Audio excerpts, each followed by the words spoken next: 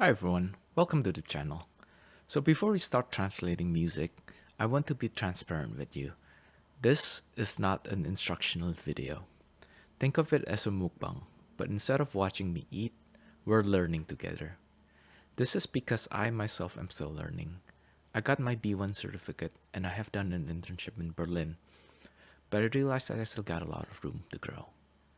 So with that out of the way, I want to share why I am making this video. A few years ago, I was invited to visit one of the biggest machine manufacturers in Fronten, Germany. There were a lot of engineers and technical people doing presentations and demos, but instead of listening, I spent a good 10 minutes writing on a question on a piece of paper. I triple checked the grammar, and made sure I got the words right. Then I raised my hand and asked the engineer the question I had been formulating. Now, at that point, I was feeling pretty dang good. The guy went straight to his explanation, which is a good sign. Clearly, he understood me. But what I didn't expect was, after finishing his explanation, he looked at me and asked something in German. And I froze like a complete idiot. To be perfectly honest with you, I didn't really want an explanation. I just wanted to test my German, and I wanted to impress people with it. Something that backfired completely. Now, embarrassing as it was, I came out of that experience realizing that I had hit a ceiling. The textbooks I had been relying on gave me the necessary concepts to understand the basics, but I needed to practice those concepts. And that's when I got into language apps. And they turned out to be a major disappointment because the way most apps work is that they throw you straight into questions. If you get it right, you get a point. If you don't, you lose a life.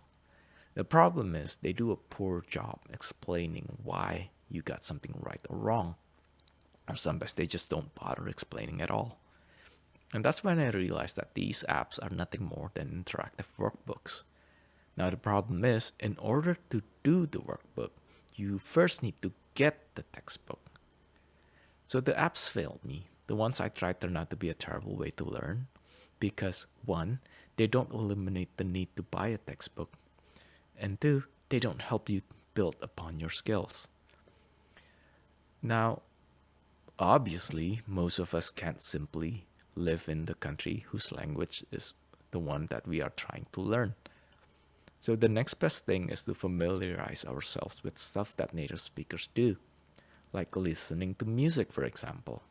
And that is what we are going to do today.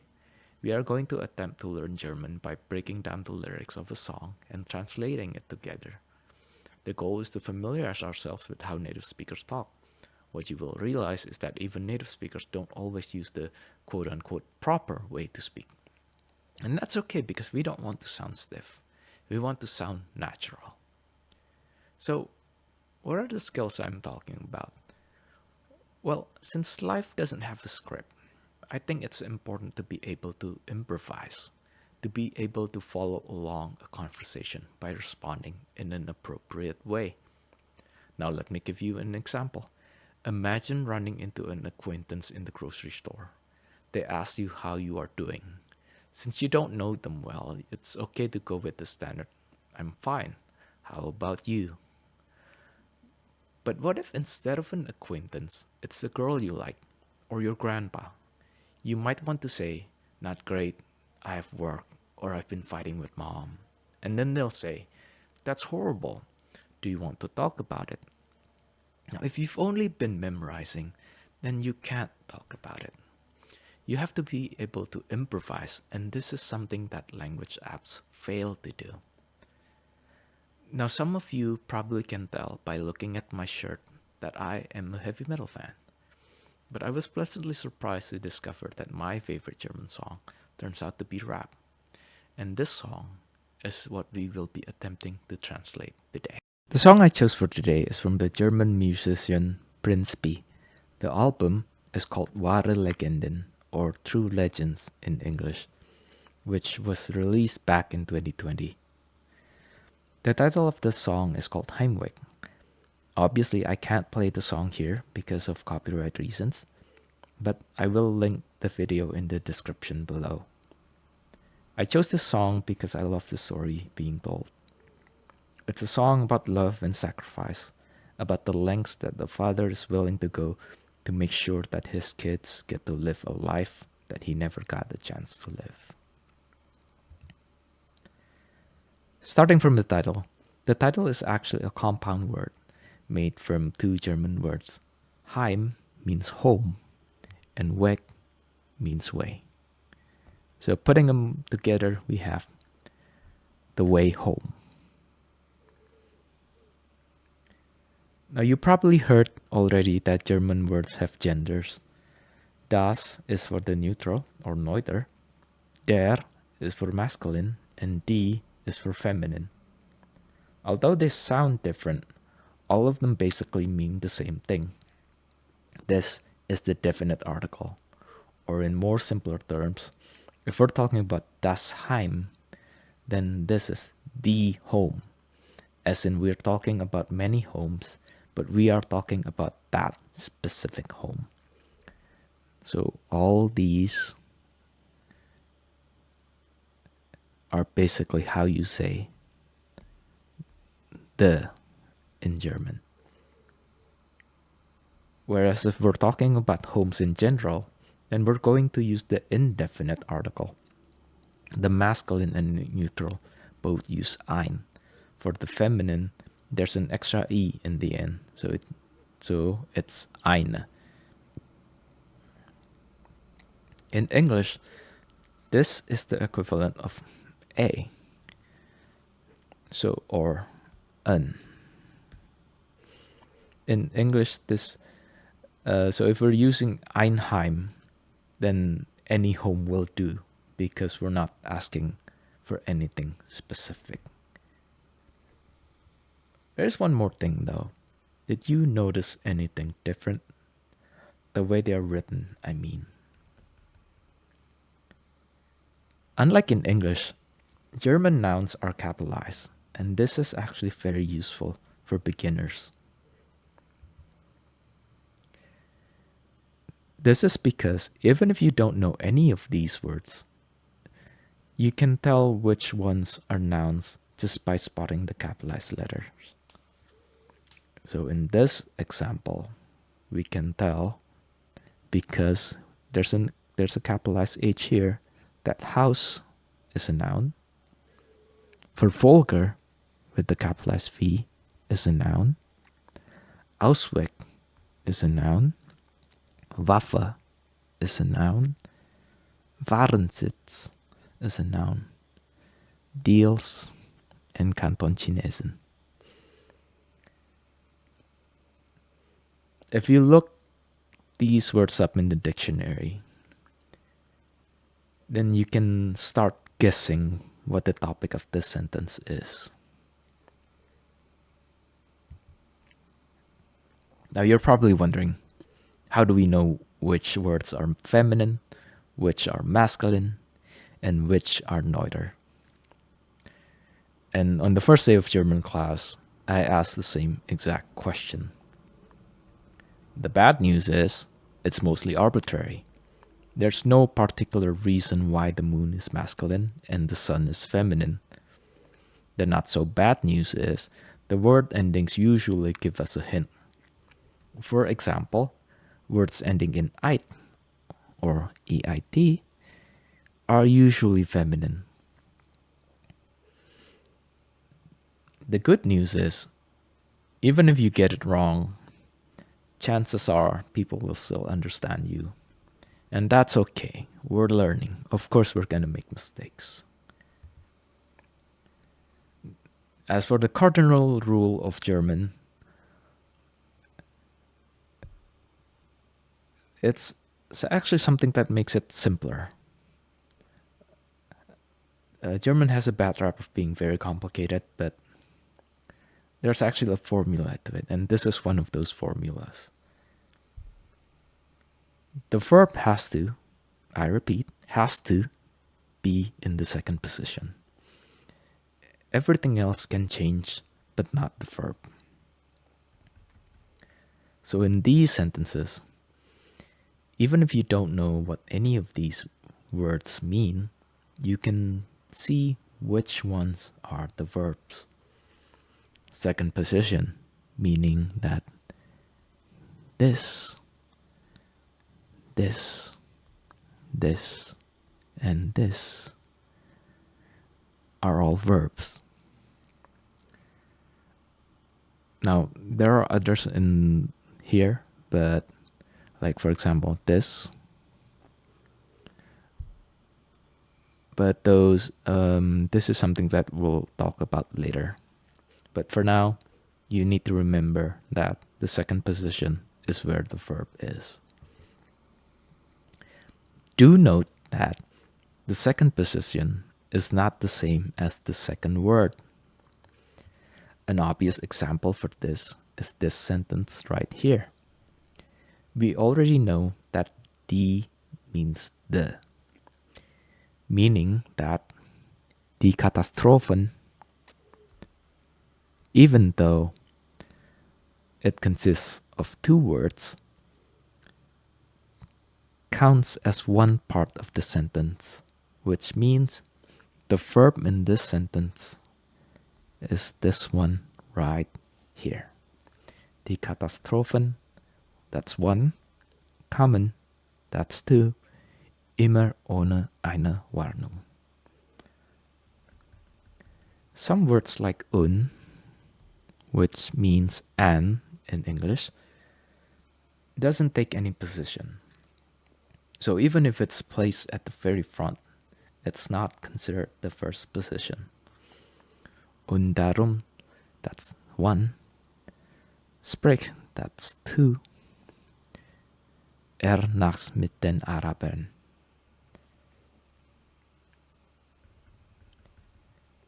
As for the third sentence, I'm going to skip that one and go straight to these ones right here. So the standard form of this sentence is the first one. Who is that man over there? That's probably the most straightforward way of saying it. But stylistically, and sometimes when we're actually talking to someone, we might change things up a little. We might stop, look at the man, and then ask the person next to us, that man over there, period. Who is that?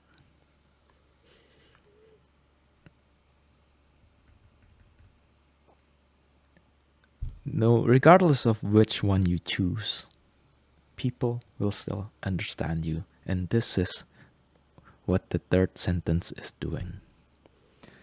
Elternabend, that's parents' night. That's the topic. And the sentence, if we want to make it into the standard form, actually begins here. Hat leider keine Zeit dafür. So what this sentence is doing is that first it states the topic and then it explains why the speaker mentioned the topic. It doesn't follow the standard form, but people understand regardless. And that's the important takeaway from the third sentence. And technically speaking, since this sentence begins here, then the verb is actually still in the second position.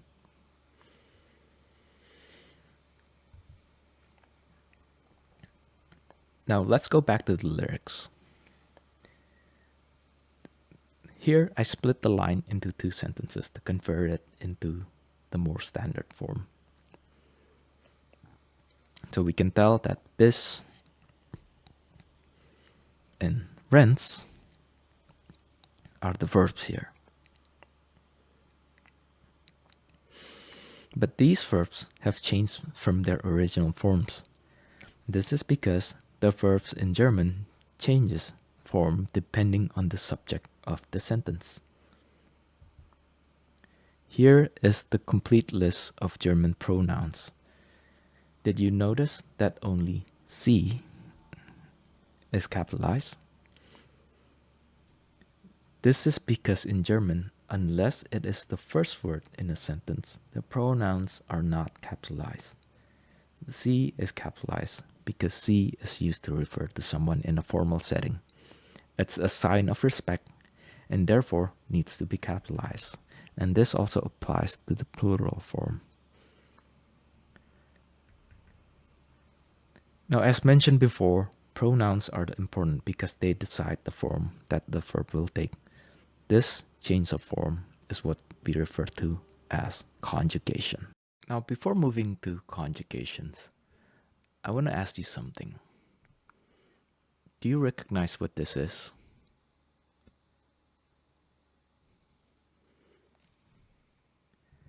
Or about 3 aces and 2 kings? You know what these is?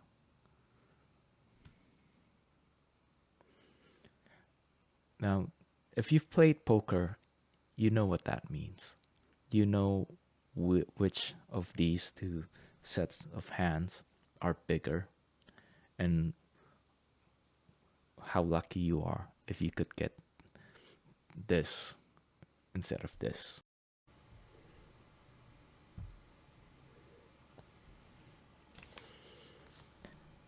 So if you know that 3 aces and 2 kings make a full house, then there's no reason to believe that you can't remember German conjugation rules. The infinitive, this one right here, is the base form. This is what you see in dictionaries. It always ends in en. So the way you conjugate a verb is by cutting out the en and replacing it with these, the ones highlighted in red. If the pronoun used is ich, then you use ich renne. If it's du, it's du rennst. If it's sie in the formal way, it's rennen. It doesn't change from the base form. Sie, they all use renn. Just add a little t at the end. Wir, it also doesn't really change from the infinitive form. Ihr, same thing with sie. And sie, rennen, the plural form. That's the same thing. It doesn't change from the base form. These rules apply to all verbs with a few exceptions. So what about other verbs? How do you conjugate fragen? Or to ask? Well, same thing. Because the rules apply to all verbs, you just repeat the same process. And you get the same thing. You just take out the en and then replace it with the appropriate ending. And that's it. That's how you conjugate a verb in German. Now, as mentioned before, there are a few exceptions. Sein is one of them. It's a very important verb. This means to be, or is, or are. So you're gonna use this very often. The good news is, since you're gonna use this very often, you're probably gonna remember it it's not gonna take long until you remember the whole thing. It's ich bin, du bist, sie sind, sie ist, wir sind, ihr seid, sie sind.